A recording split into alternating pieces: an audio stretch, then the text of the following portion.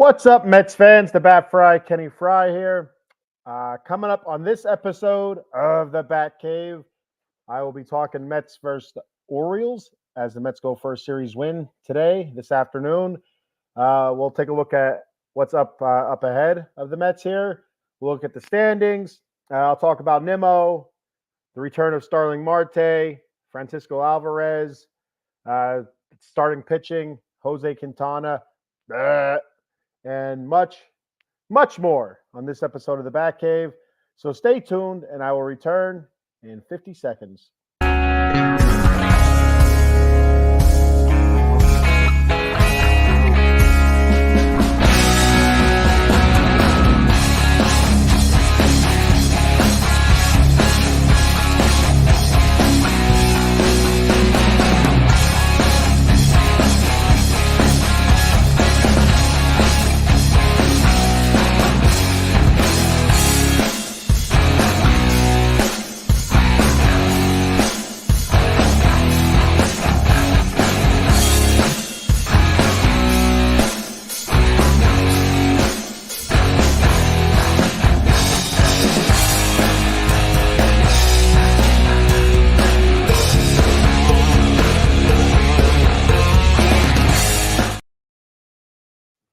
Good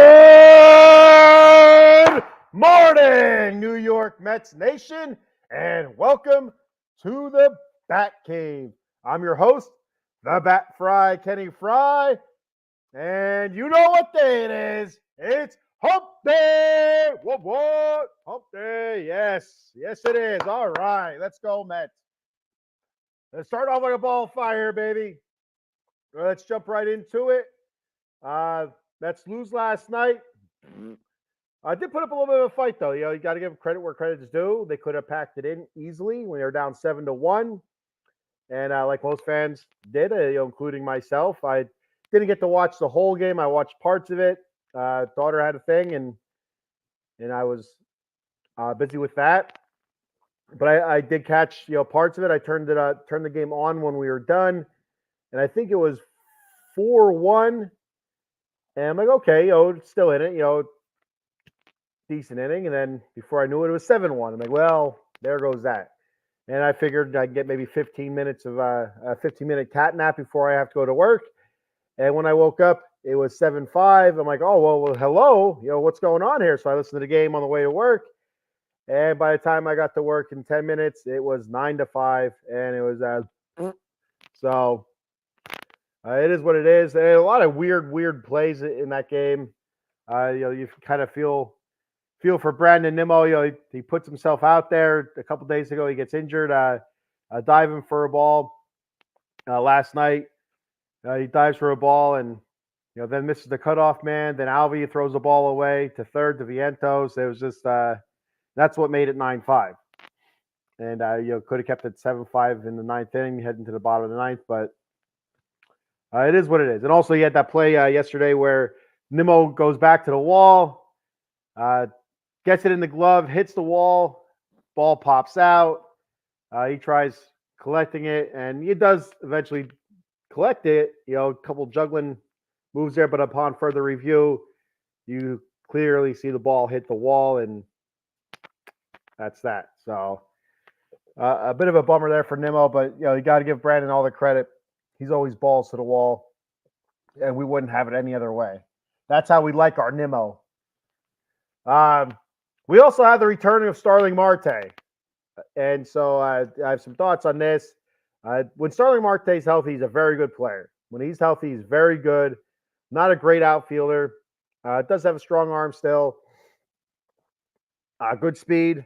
As soon as he comes off, as soon as he returns, he steals a base. Kind of reminds us. What he can do when he's feeling right.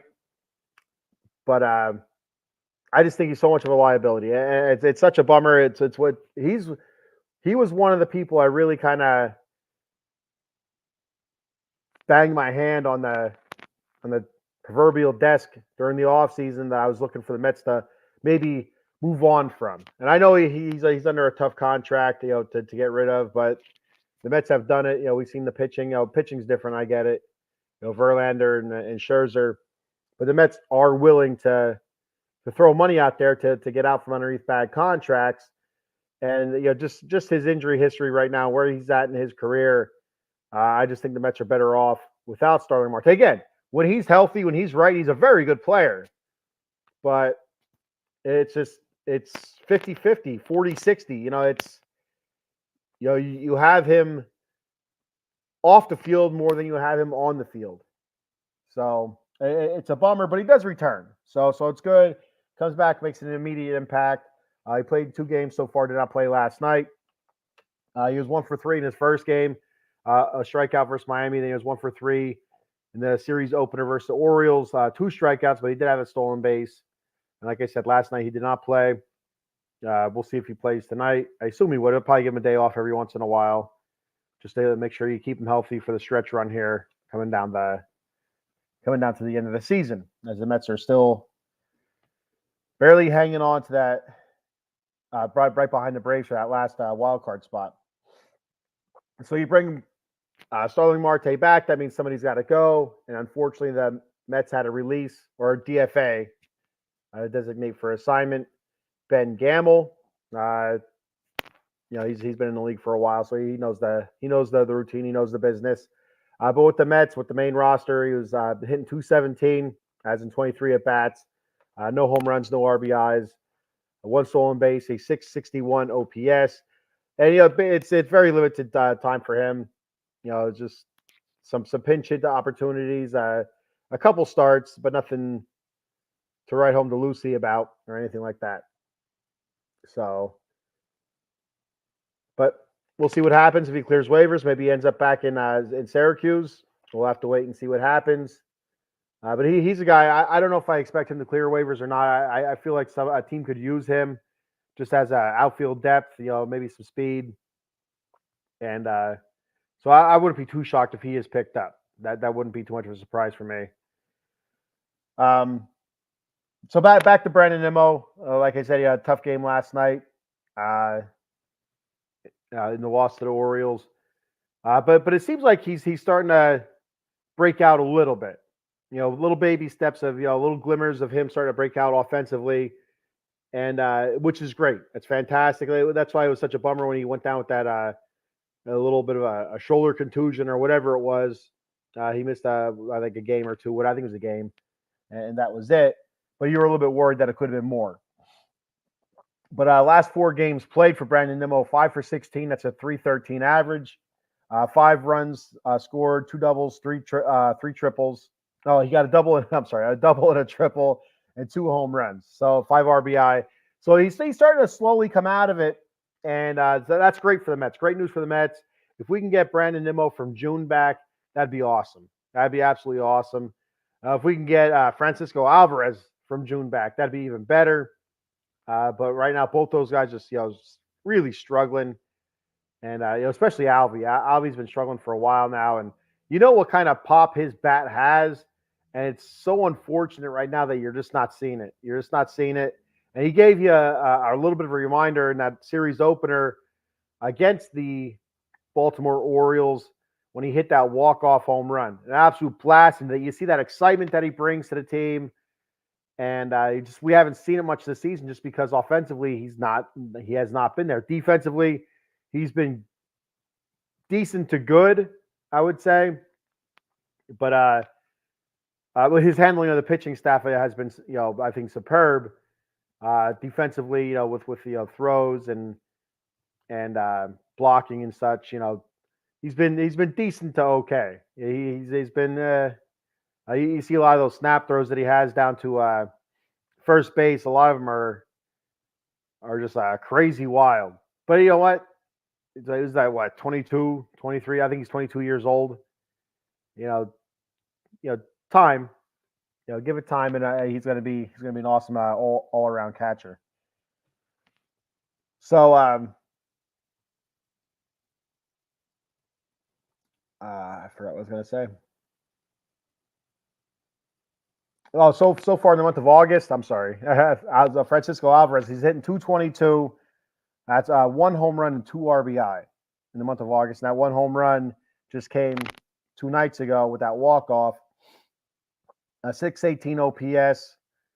a slash line, 220, 277 on base percentage, and a 341 slug. That's just not going to get it done. So hopefully he starts coming around a little bit. I don't know what to say. Like, he has to make the adjustments. He's getting killed on the outside part of the plate. And like, I noticed it, right? I mean, I don't know. I've said this a bunch of times. I'm not a professional baseball player. I'm not a professional hitting coach either. I did stay at a Quality Inn hotel last night, though. But anyway, it just, he seems so far away from the plate. I mean, it's not the same. I get it. It's not the same. I've coached, softballs. I get it. I get it. It's not the same. It's not the same.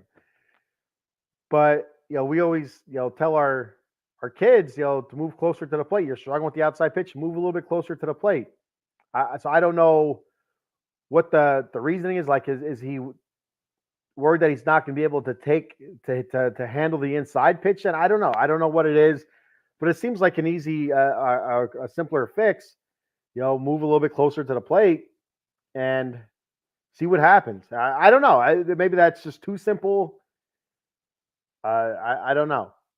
It just seems like the natural thing to do when you're struggling with an outside pitch is to move a little bit closer to the plate.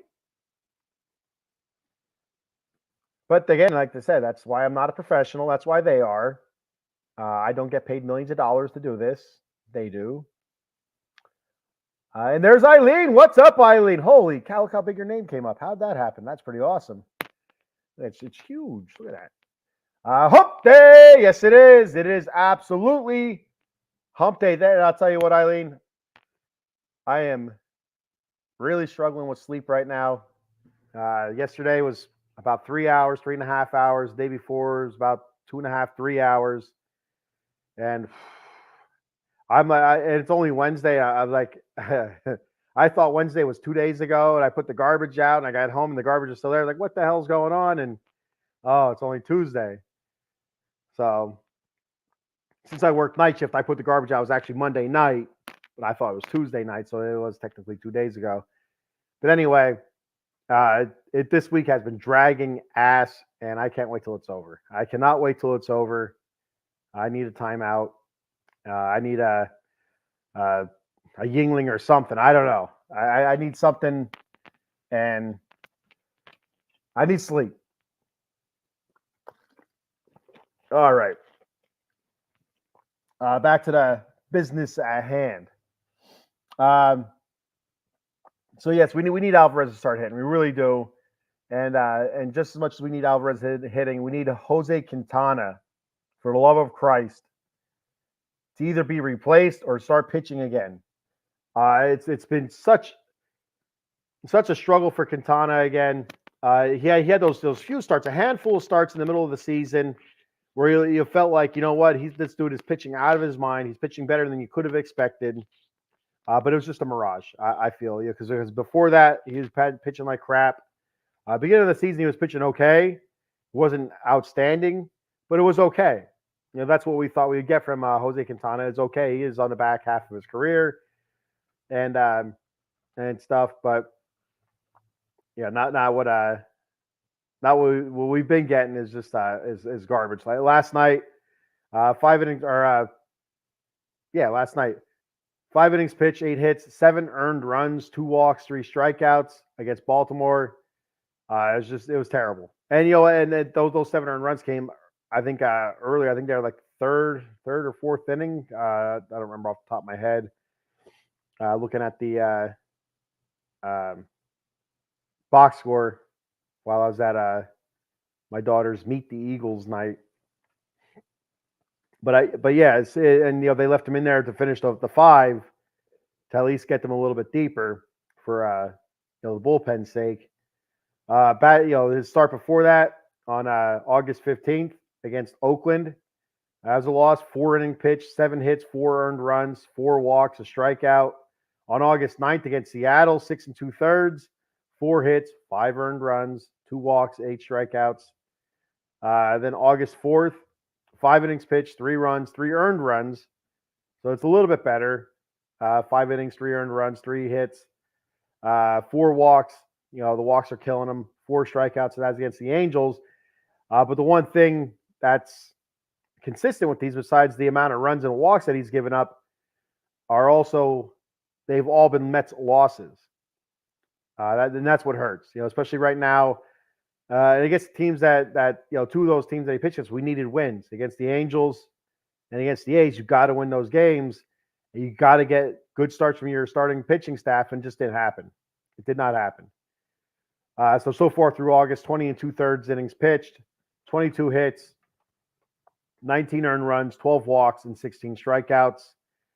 That's an average of 3 walks and 4 strikeouts per game. That's not going to get it done. That's not going to get it done. So I don't know what to say about Quintana, and that's another guy back before the trade deadline. Try to trade him away or DFA him. And like I said, he had that nice stretch. A couple. I think it was back-to-back starts. Excuse me. Was it him that back-to-back starts with shutouts or 1 earned run or less or something like that? And he had 4, 5, 6 starts in a row where he shut the other team down. Going deep into games, looking like a Quintana from last season. Quality start after quality start after quality start, but then I just reverted back to where it was, for May and the early part of June, or the most part of June, I think, if I remember correctly. So, and everybody else in the starting rotation has been pitching decent. Luis Severino has had some clunkers as well recently, but he followed that up with a complete game shutout against, I think it was Miami, against the Marlins. 9 innings pitched, no runs, complete game shutout. I know we forget what those are like. We don't hear a lot about too many complete game shutouts anymore. Complete games you don't hear a lot of, but a complete game shutout. It's good stuff. And so he gets that. He got that complete game shutout. His 3 previous starts before that, 4 earned runs, 4 runs, 6 earned runs. So he's been struggling. Sevy's been struggling, and the stretch before that, he's pitched really well. But he's also been giving you innings. He's been able to go deeper in games, and sometimes those earned runs have come deep in the games. He's been maybe left in there a little bit too long, or whatnot. But after that complete game shutout, so let's see if we can get that old Sevy back where he was, earlier in the season, halfway through the season, he was considered our ace until this sudden resurgence of Sean Manaea, kind of taking that mantle away from him. And, Sean Manaea, again, had another good start after he had that clunker against Seattle. He came back, had a nice outing against Baltimore. Or no, against Miami. I'm sorry, against Miami. 7 innings pitched, 5 hits, 3 earned runs, 1 walk, 4 strikeouts. So he's he's hopefully back on track, looking better. And Paul Blackburn, since picking him up, he's been a really good addition. I wasn't too sure about it. I think you heard some groans because there was no big splash at the trade deadline, especially pitching wise. But Blackburn's been decent. He's been good. Looking at his starts with the Mets, he's had 4 starts so far. August 2nd, 6 innings pitched, 6 hits, 1 earned run, 2 walks, 6 strikeouts. On the 7th of August, 6 innings pitched, 5 hits, 2 runs, 1 earned run, 2 walks, 6 strikeouts. The 13th, this is the one where he struggled, and this is against his old team, the A's. So it is, he kind of, maybe they knew what was going to be pitched, or they knew how he was going to approach it, or knew his quirks, or you know what I mean. But that game, he goes 4 innings pitched, 7 runs, 6 earned runs, 2 walks, 4 strikeouts, and that's his clunker. But then he follows that up with a 6 inning pitch, 4 hits, 1 earned run, 1 walk, and 4 strikeouts after that. So yeah. So I really like Blackburn. Hopefully he continues pitching well. and getting quality starts for the Mets. 6 innings plus 3 earned runs or less. So David Peterson, he's been pitching well ever since he's come off the injured list. He's been pitching really well. Let me pull up his stats here real quick. I got sick of writing stats down, so I'm like, you know what? I'll just go ahead and pull them up.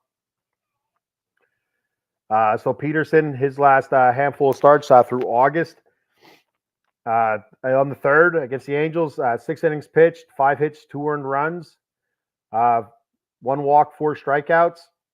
Against Colorado, 5 innings pitched, 4 hits, 1 run. He did walk a few, so that kind of led to a shorter outing for him. 3 walks, 5 strikeouts. Against Oakland, 6 1/3 innings pitched, 3 hits, no earned runs, 1 run allowed, 4 walks. Again, the walks hurt him a little bit. That's one thing that's always kind of following him around as a Met, or the amount of walks that he gives up. And they usually come back and bite him in the ass, but he's been dealing with those pretty well. Then again, against the Orioles, 7 innings pitched, 6 hits, 2 earned runs, 3 runs allowed, 2 earned runs, 1 walk, 8 strikeouts. And that was the game against the Orioles. He was pitching well. I think what happened? Was it an error? Because I think the Mets were leading 3-1. He was kind of cruising along, and then before you know it, was 3-3, and then we go to the 9th inning, and that's when Alvey walks it off. But 3 of those 4 outings are wins for the Mets. So we need more of that. So the starting pitching wise for the Mets has been pretty decent. Minus Jose Quintana. So we can figure that out. I don't know. Hope that Christian Scott comes back and he takes that position away from Quintana. I don't know, because if Christian Scott comes back, do you go 6-man rotation for the last of it? I don't know if Christian Scott's even coming back. I don't know. I have no idea what the latest news on Scott is.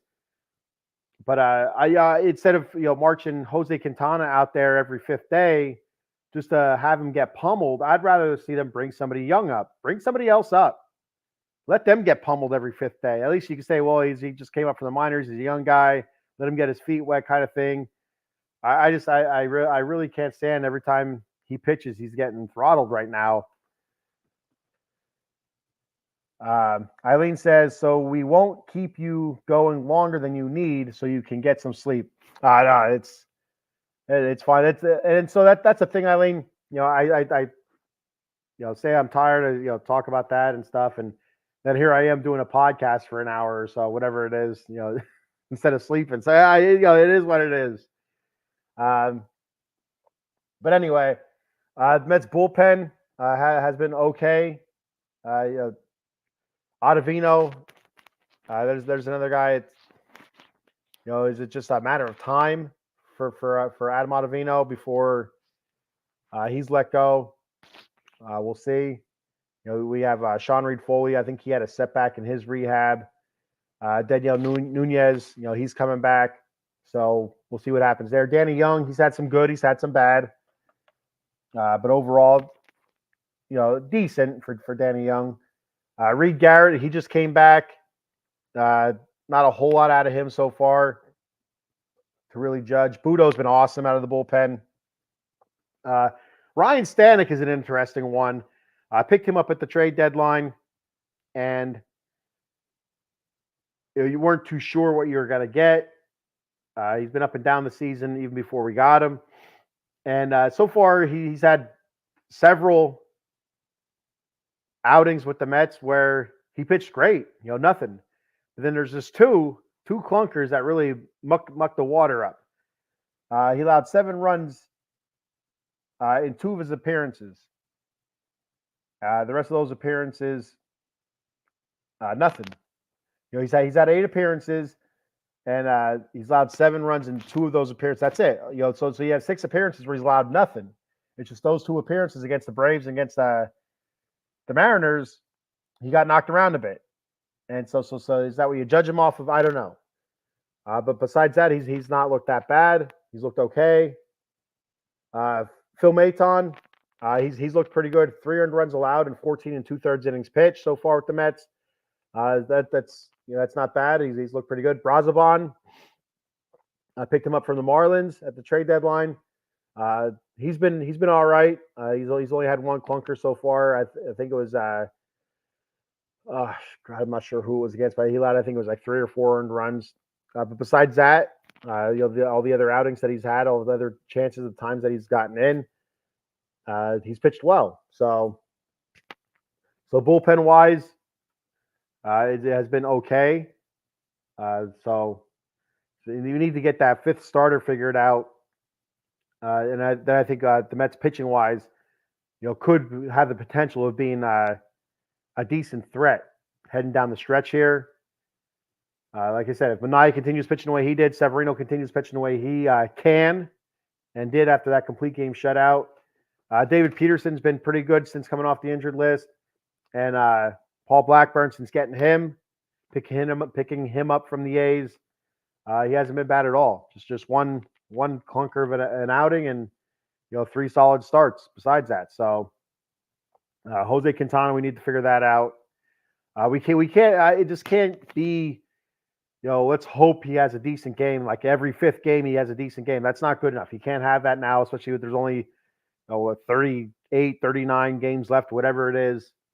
You just can't have that. You need solid start after solid start after solid start coming down the stretch. The Braves are playing well. The San Diego Padres and the Diamondbacks, they're playing out of their minds right now. So, the Mets are in a spot right now where they can fall behind, and they can fall behind quickly. That's with these teams, those 3 teams get hot, and 2 of the 3 are white hot, and the Braves are red hot. Not quite white. White's hotter than hot. How hot is hot? Hotter, whatever. And if the Braves get white hot like the Padres and the Diamondbacks, that's it. Game over. So the Mets can kind of keep pace and hope the Braves stumble, or the Mets do have some series against the Braves coming up in September. We'll see what happens. You got to stay close enough within striking distance, and it's going to start with that starting pitching and hope that the offense comes along for the ride. You gotta hope that guys like Nimmo, Francisco Alvarez, JD Martinez, he had a home run last night. I think it was a 3-run blast over his center field wall. He also had a couple shots. I think it was last night. A couple shots that were pretty close to going out. But his power, I don't think, has been there as much as what we would have thought or hoped as Mets fans. He's shown the power.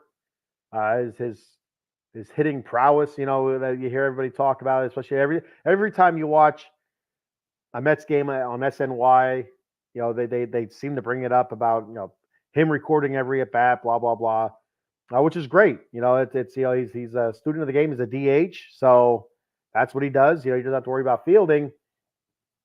So that's, you study your craft. That's what you're doing. That's your job. Study it, work on it.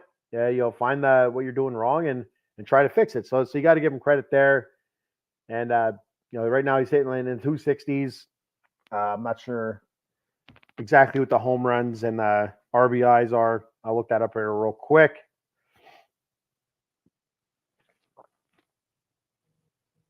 But yeah, I would have thought we would have got more pop out of him. Now, granted, he did miss a bunch of games due to injuries, but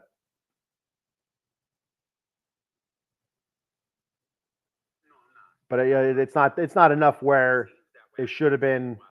We got Stephen A. Smith talking instead. There we go. I'll just shut that out. I feel like we could have gotten more out of him so far. It just hasn't been there. But it hasn't been as bad as what Nimmo or Alvarez or in some stretches Pete Alonso's been. JD Martinez has been fairly consistent. He's had some stretches where he hasn't been, but they've been very small stretches. Not all that noticeable. Mark Vientos, he moved up in the lineup while Nimmo, I think it was while Nimmo was out. Yeah, he moved up to the 2 hole. And he's done well. I think they had two. He started at the 2 hole.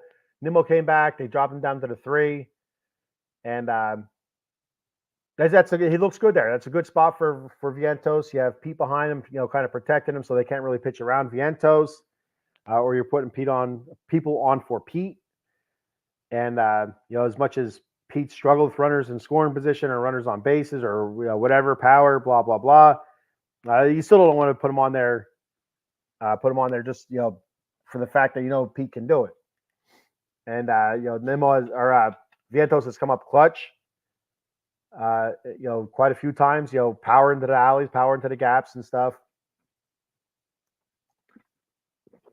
So you really as a Mets fan, you have to be really pleased with Vientos. And it looks like we found our third baseman of the future. I know it's been the whole debate, him Beatty, and I know down in Syracuse they've been trying Beatty out at second base and stuff, and what that means for Jeff McNeil, we'll have to wait and see. Does that mean a potential move to the outfield? I don't know. We'll see what happens there. But the offense needs to pick it up. Francisco Lindor has been outstanding this season, minus April, and I guess part of May. But for the most of the season, he's been very good.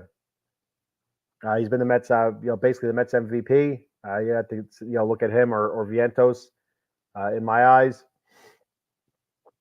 Pete Alonso starting to get a little bit better, starting to a little bit more power, more consistent power, putting the ball in play more. You need Pete to go on a hot streak. He hits his home runs in bunches, so that's what you're looking for now.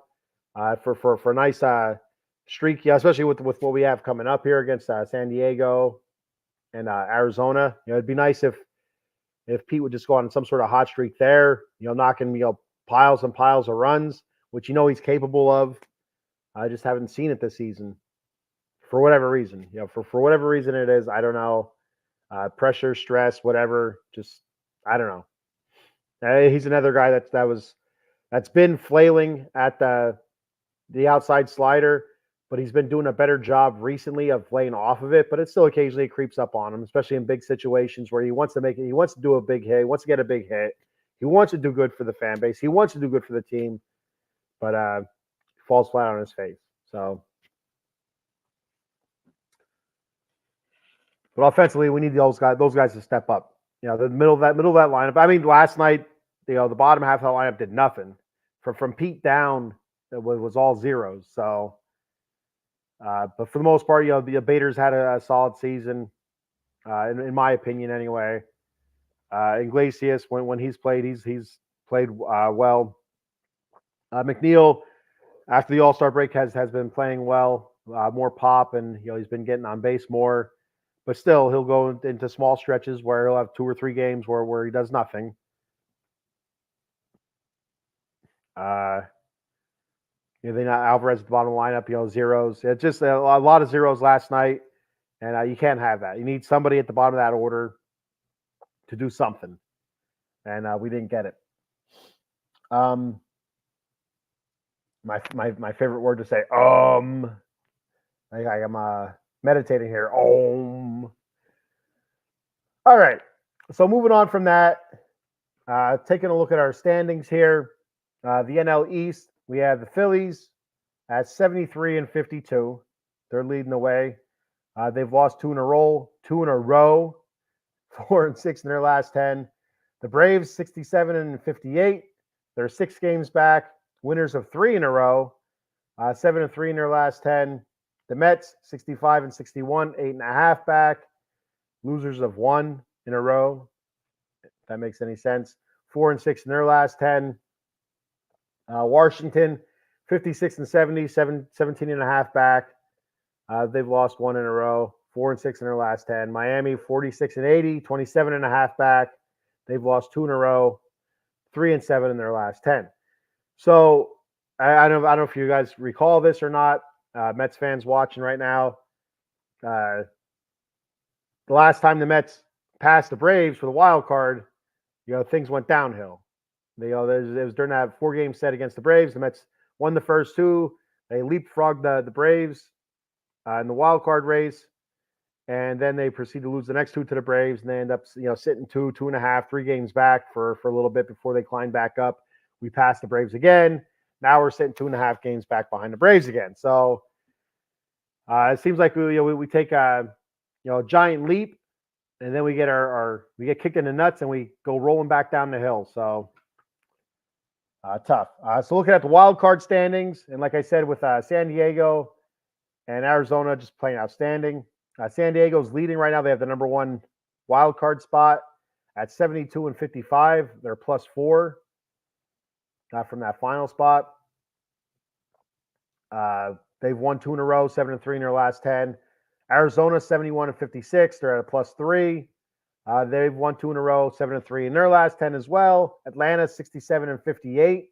They have the final wild card spot when they've won 3 in a row, 7-3 in their last 10. So you see those top 3 teams right there. They're winning right now, winning at a decent clip, and the Mets are not.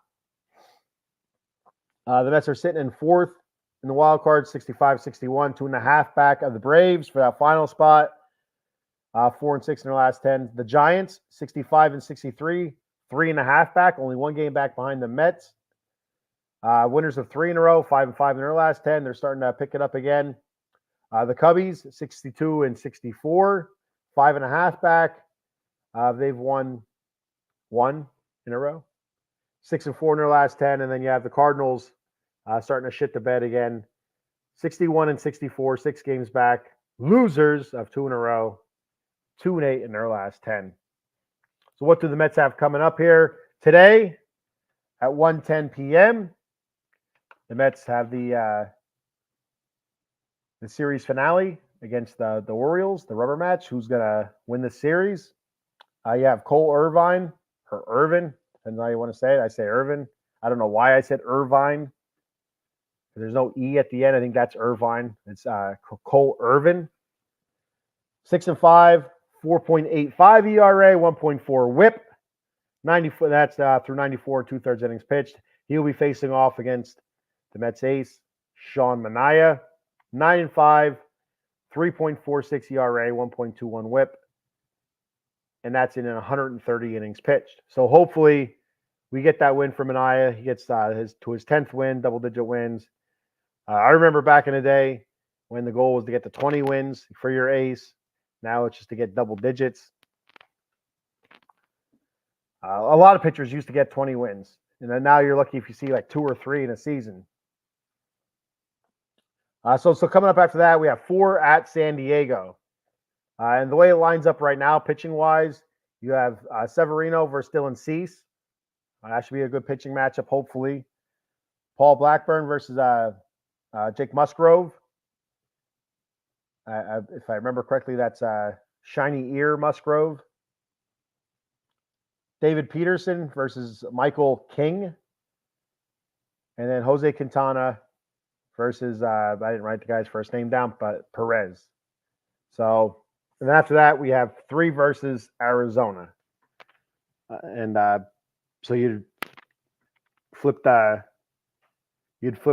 rotation, then you'd be back to Manaea, and then Severino, and then Blackburn against Arizona. So there's a chance the Mets can do some damage here, but I think it starts today. If they can get a nice win today against the Orioles, take the series against a really good Orioles team, then head out to San Diego for this weekend series, which will be Thursday, Friday, Saturday, Sunday, I believe. And there's a chance that they can, make some damage, make some noise here in the wild card.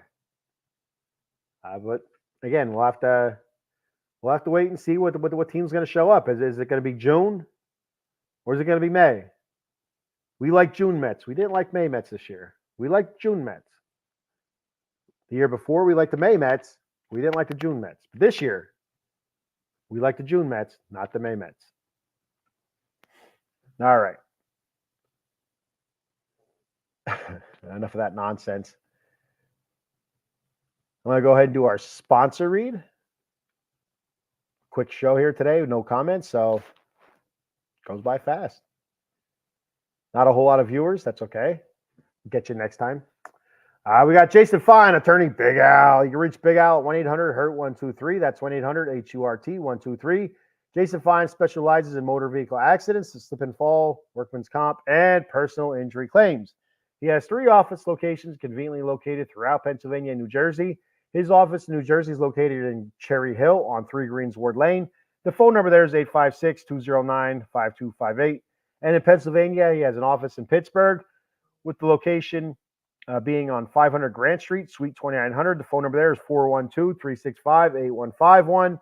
And in Philadelphia, his offices are located on 1628 JFK Boulevard, Suite 2120. The phone number there is 267-888-2980.